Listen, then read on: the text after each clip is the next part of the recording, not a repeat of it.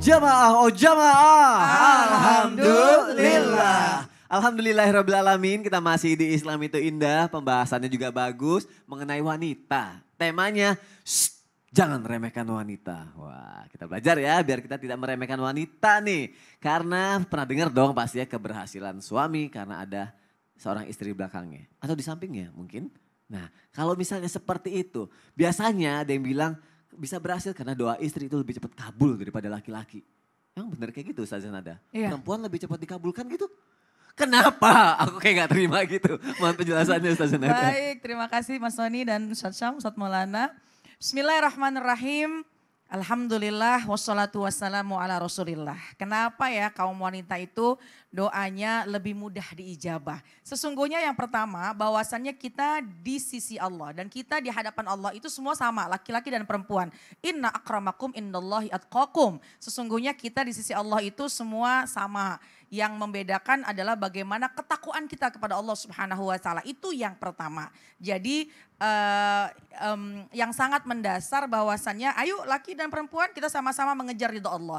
Tapi yang kedua, ini baginda kita Rasulullah SAW yang memerintahkan bahwasannya ketika salah seorang sahabat bertanya, "Ya Rasulullah, kepada siapa aku harus berbuat baik?" Yang memberikan yang terbaik. Kemudian jawaban baginda Rasul yaitu ummuka, ibumu. Lalu siapa lagi ya Rasul? Ummuka. Lalu siapa lagi? Ummuka. 3 kali baginda Rasul menyampaikan ibumu, ibumu, ibumu. Kemudian abuka, kemudian ayahmu. Ini maknanya bahwasannya jangan sampai kita melukai perasaan wanita. Jangan sampai kita ini melukai perasaan seorang ibu, seorang istri. Kenapa? Karena rahasia pasti banyak hikmahnya ketika baginda kita Rasulullah SAW menganjurkan bahwa kita harus memperhatikan ibu kita. Dan bahkan baginda Rasul juga pernah memberikan wasiat kepada para sahabat. Istausu bin nisa'i khairan. Aku berwasiat kepada kalian wahai sahabat untuk berbuat baik kepada kaum wanita. Subhanallah, kita ini mulia. Kedudukan kita sudah mulia. Dan di balik rahasia itu semua bahwasannya wanita yang solehah. Dan bahkan para ulama juga mengatakan satu wanita yang solehah ini lebih baik daripada 1000 laki-laki yang memang belum soleh. Yang belum soleh. Satu wanita soleha lebih baik daripada 1000 laki-laki yang belum soleh. Bukannya tidak soleh tapi belum soleh. Kita berharap kembali kepada Allah. Maknanya apa? Rahasia yang memang Allah berikan kepada kaum wanita. Bahwasannya kenapa kita harus memperhatikan wanita, kenapa kita harus berbuat baik kepada ibu dan lain sebagainya. Karena yang pertama ketika ada kekecewaan di dalam hati wanita, di dalam hati ibu, ini biasanya kecewanya ini bisa menjadikan sesuatu hati-hati ya, bisa menjadikan suatu musibah buat anak-anaknya. Dan ketika kegembiraan, kebahagiaan seorang wanita, seorang ibu pasti akan juga menjadi keberuntungan bagi anak-anaknya. Jadi kaum pria dan anak-anak semuanya segeralah minta doa kepada ibu. Dan apalagi doanya ibu ini kan tidak ada hijabnya. Doanya ibu ini adalah sebuah karunia yang Allah berikan kepada seorang wanita apabila seorang ibu mendoakan anaknya itu tanpa ada hijab. Dan insya Allah akan dikabul oleh Allah Subhanahu wa ta'ala. Jadi anak yang masih ada di muka bumi ini masih ada orang tua, pergilah kepada ibu kita, pergilah kepada ayah kita, tentu mintalah doa kepada mereka. Dan bagi seorang suami hati-hati ya, jangan melukai hatinya istri. Aduh. Dan minta doa juga sama istri. Insya Allah istri solehah doanya diijabah oleh Allah Subhanahu wa Amin. ta'ala. Amin Ya ya Rabbal Alamin. Alamin. Minta doa sama ibumu, sama istrimu, insya Allah lancar segala usaha kita ya. Amin ya Rabbal Alamin. Terima kasih Ustazah Nada. Oke lanjut lagi, bentar ya Ustaz Maulana ya, papa muda mau ngobrol dulu ya. Bentar. Pak Mud. Pak Mud. Ini Ya. yang tadi mengenai firasat istri itu loh. Kenapa ya? Kok kayak jago banget gitu. Misalnya kita mau ngelakuin sesuatu kebohongan, ketahuan. Mau kenapa kebohongan, firasatnya itu. Kenapa? Aku pengen tahu. Kenapa seperti itu Ustaz ya? Sama guruku Ustaz Maulana, Ustaz Nada, Mas Soni, serta para ibu yang dimuliakan Allah Subhanahu wa ta'ala. Namanya perempuan gitu ya. Diberikan rahim oleh Allah Subhanahu wa ta'ala itu kepada seorang wanita. Maka begitu pula dengan kasih sayangnya.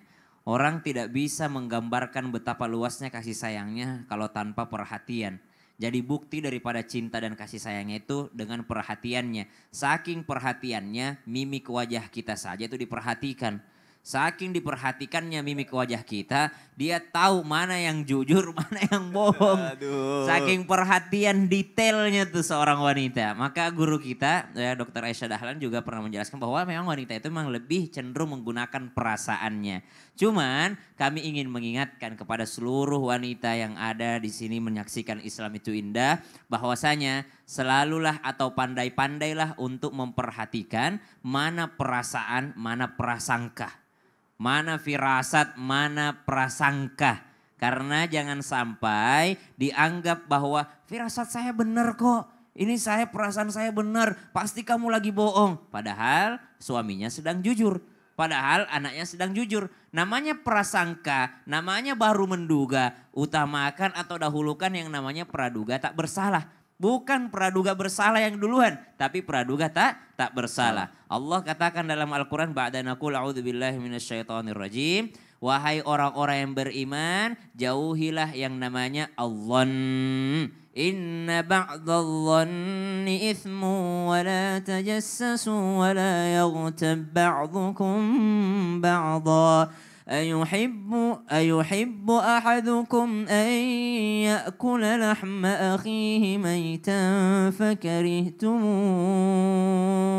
Wahai orang-orang yang beriman, jauhi daripada prasangka. Ayat ini sebenarnya tentang ghibah. Nah biasanya banyak ghibah itu laki-laki atau perempuan ya? Perempuan ya. Biasanya gitu ya. Biasanya, Maka prasangka itu biasanya juga banyak perempuan. Maka hati-hati bedakan antara perasaannya, firasatnya dengan yang namanya prasangkanya. Karena bahaya kalau sudah termasuk prasangka, inna ba'dadh-dhanni ithmun. Karena sebagian daripada prasangka itu sudah termasuk dosa. Wala tajassasu, karena setelah itu akan mencari-cari kesalahan. Wala yaghtab ba'dukum ba'dha, setelah itu mengungkit-ungkit kesalahan. Mengucap-ngucap kesalahan, menyampaikan kesalahan berulang-ulang. Ya Allah, kesalahan 20 tahun yang lalu. Subhanallah. Waktu anak masih dalam kandungan, anak udah kuliah masih diungkit-ungkit aja kesalahan itu. Maka subhanallah, pesan kami, walaupun wanita firasatnya senantiasa mungkin hampir benar gitu ya. Karena tidak ada yang benar gitu ya. Maksudnya tidak 100% benar. Walaupun mungkin senantiasa firasatnya mendekati kebenaran. Harus bisa pandai-pandai membedakan antara prasangka dengan firasat. Kalau belum terbukti jangan menganggap bahwa itu sudah benar. Kalau tidak ada buktinya jangan sampai sudah menuduh.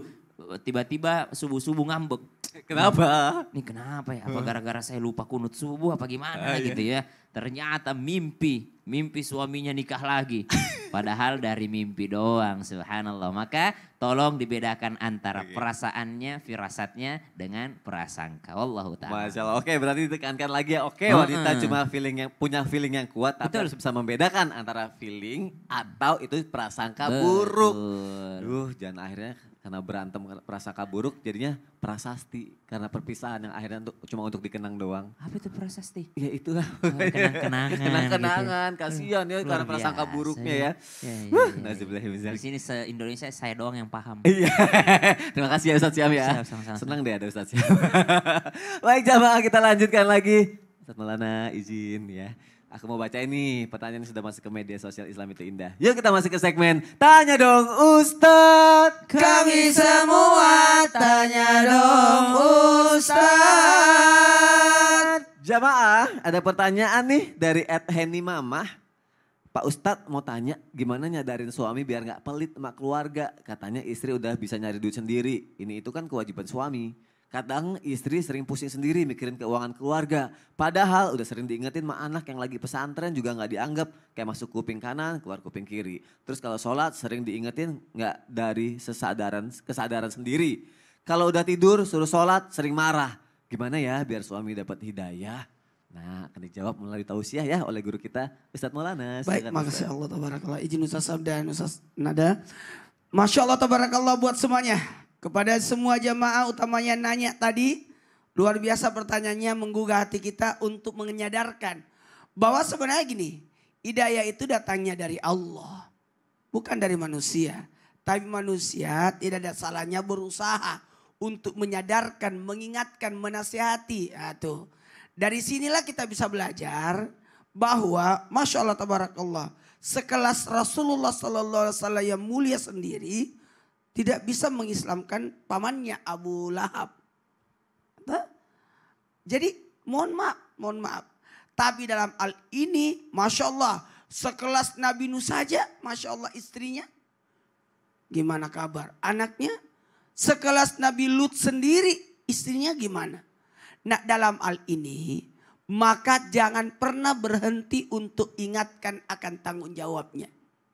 Kadangkala laki-laki itu mohon maaf terlalu terlena dengan wanita mandiri. Terlalu terlena dengan wanita mandiri. Tidak ada salahnya sosok laki-laki itu ataupun perempuan memperlihatkan ketergantungan atas satu dengan yang lain. Tidak apa-apa bermanja-manja di depan suami. Meskipun Anda bisa buka tutup botol. Aku gak bisa buka. Itu. Yeah. Untungnya ada baju yang membuat wanita tidak bisa pasang sendiri. Oh iya. Yang resletingnya belakang. Oh iya, minta bantuin serut Minta bantuin. gitu ya. Itu luar biasa itu. Nah, mohon izin ingatkan akan tanggung jawab suami. Makanya meskipun wanita bekerja sebaiknya suaminya yang antar. Ya. Sekalipun wanita itu sebenarnya dalam hal ini bisa bekerja sendiri, tidak ada salahnya. Suami tetap tanggung jawab. Ingat ya, kembali. Tadi kata-kata Sony bagus banget tadi itu. Yang mana? Yang tadi wanita bekerja. Oh bukan tanggung jawabnya tapi dilakukan olehnya gitu ya. Bukan tanggung jawabnya tapi dilakukan olehnya. Yang bertugas mencari nafkah adalah ataupun memberi nafkah adalah siapa? Suami. Suami. Iya. Wanita tidak. Kalaupun dia cari kerja dan ada uangnya, mohon maaf ya, tetap masuk di kantongnya Jihan. Kenapa sebut nama Jihan? Kenapa jadi jihad? Yang endorsan ke Jihan ya ke Jihan. Maaf ya Ustaz. Memang gitu Ustaz. Oh, gitu. Memang gitu. Tidak bisa. Saya tidak tahu berapa pendapatan isi saya sampai wafatnya. Itu untuk dia. Kalaupun dia membantu keuangan perekonomian rumah tangga, itu bukan kewajibannya. Itu kewajiban suami. Okay. Dari sinilah biasanya suami, udah usah. Tetap ya. Mana ke sini? Oh itu. Itu kameranya ya Allah. Jip dipanggil. Badar. Ayo. Allah. Gini. Sekalipun dia punya uang dan mampu untuk memenuhi kebutuhannya, laki-laki tetap berkewajiban untuk kasih uang bulanan. Nah, camkan. Sekalipun pendapatannya lebih banyak daripada Sampai bawah, itu sampai bawah. daripada suami. Lebih tinggi pendapatannya. Tapi tetap yang namanya suami kasih istri. Setuju? Setuju. Ya Allah, bisa jawab. Hebat Bisa banget. jawab kan, baru tahu kan? Baru tahu loh, keren banget. Masya Saya tuh Allah. kesel loh.